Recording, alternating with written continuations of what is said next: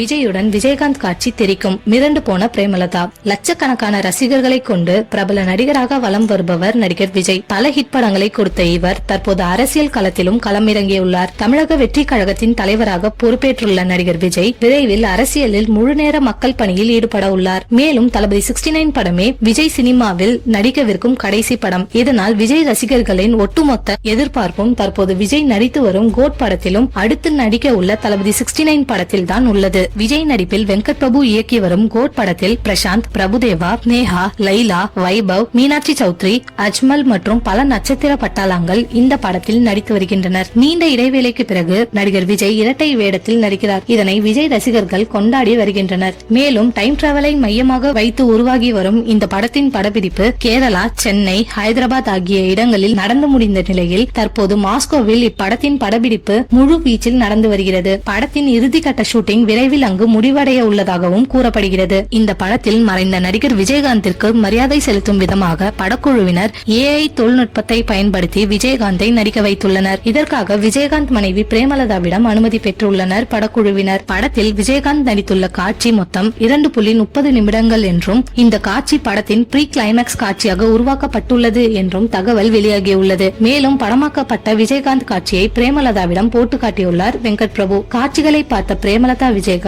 பிரமித்து போய்விட்டாராம். படத்தில் விஜயகாந்த் நடிக்கும் அந்த காட்சியை பார்க்க ரசிகர்கள் ஆவலாய் காத்திருக்கின்றனர்.